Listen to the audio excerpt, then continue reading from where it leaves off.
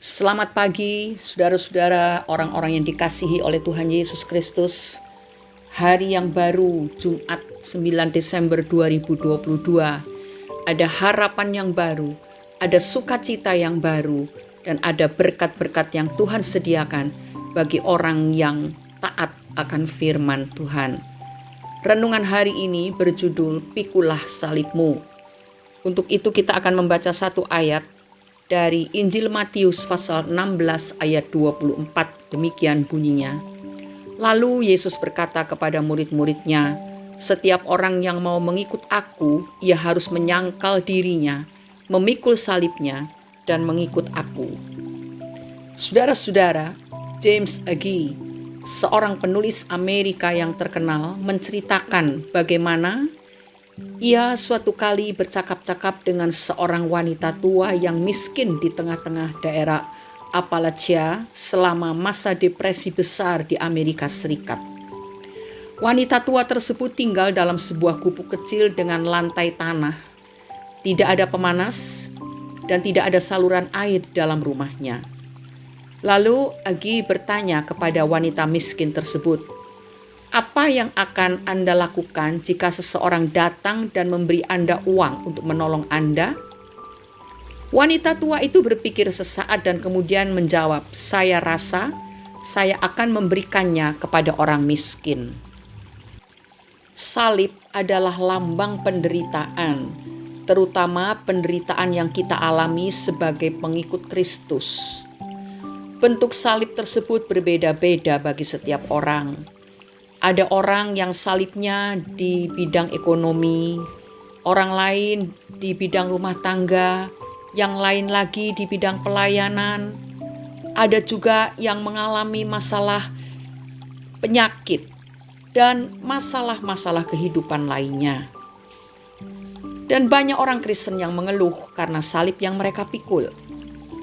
Orang-orang ini mengeluh karena mereka mengira bahwa salib tersebut terlalu berat bagi mereka dan mereka merasa bahwa mereka adalah orang yang paling menderita di dunia ini.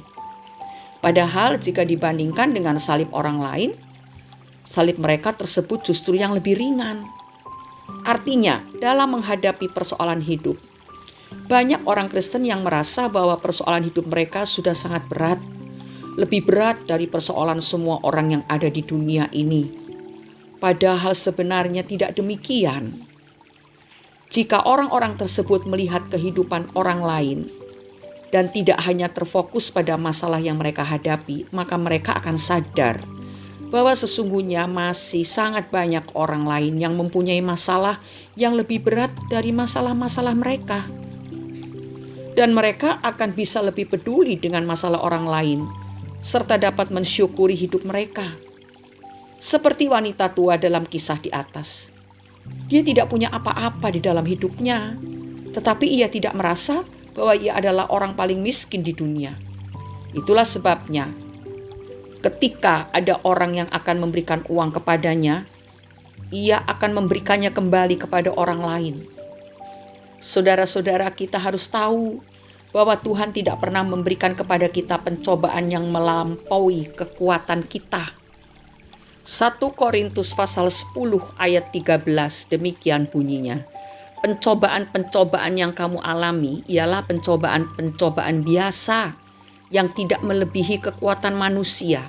Sebab Allah setia dan karena itu ia tidak akan membiarkan kamu dicobai melampaui kekuatanmu. Pada waktu kamu dicobai, ia akan memberikan kepadamu jalan keluar sehingga kamu dapat menanggungnya. Sama seperti orang tua yang tidak akan memberi kepada anaknya beban yang tidak bisa dipikulnya. Tuhan tidak akan mungkin memberi kita salib yang tidak bisa kita pikul. Jika salib kita terlihat lebih berat dari salib orang lain, maka itu karena Tuhan tahu bahwa kita lebih kuat dari orang lain. Tuhan tahu bahwa kita sanggup memikul salib tersebut. Saudara-saudara, sebagai pengikut Kristus sudah seharusnya kita tidak banyak mengeluh dalam memikul salib. Hendaknya setiap kita memikul salib kita masing-masing dengan setia. sebagaimana Kristus memikul salibnya dengan setia demi pengampunan dosa-dosa kita. Mari kita percaya bahwa Bapa Sorgawi kita itu setia. Ia akan selalu menyertai kita anak-anaknya dan memberi kita kekuatan dalam memikul salib kita. Surat Ibrani pasal 12 ayat 3 memberikan kekuatan bagi kita.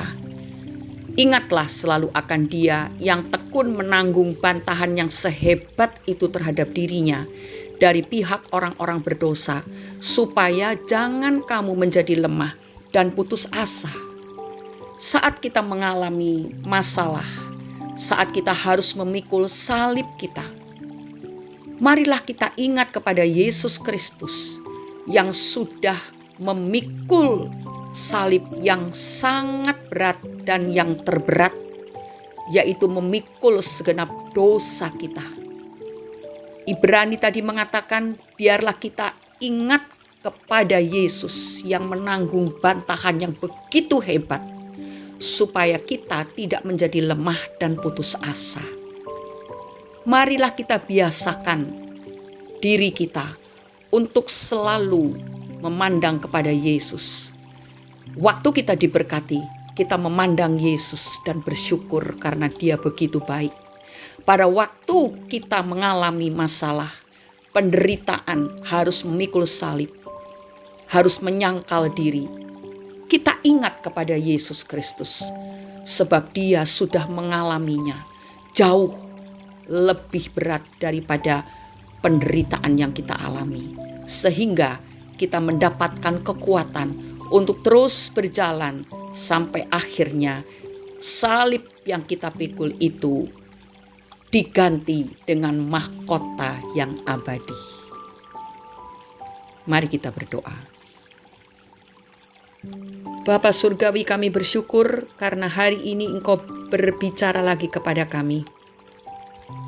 Kami mengakui seringkali kami mengeluh, seringkali kami merasa begitu lemah dan tidak memiliki kekuatan untuk menanggung salib yang harus kami pikul. Tetapi pagi hari ini kami diingatkan bahwa Yesus yang sudah menjadi teladan kami dalam memikul salib saat Yesus memikul segenap dosa umat manusia. Ajarilah kami supaya kami tetap bersyukur ya Tuhan. Kami mau tetap kuat, tetap bersukacita pada saat masalah penderitaan harus kami alami. Karena kami tahu Engkau tidak membiarkan beban itu melebihi kekuatan kami. Terima kasih untuk teladan yang Kau berikan. Terima kasih untuk pengharapan yang ada di dalam Yesus, sehingga kami terus berjalan sampai akhirnya kami bertemu dengan Yesus Kristus dan kami keluar sebagai pemenang. Terima kasih Bapa di sorga, di dalam nama Tuhan Yesus Kristus kami sudah berdoa dan mengucap syukur. Haleluya, amin. Selamat menjalani hari ini dengan sukacita. Di balik setiap salib pasti ada mahkota kehidupan yang disediakan Tuhan bagi orang-orang yang tekun memikul salibnya. Tuhan Yesus memberkati kita semua. Amin.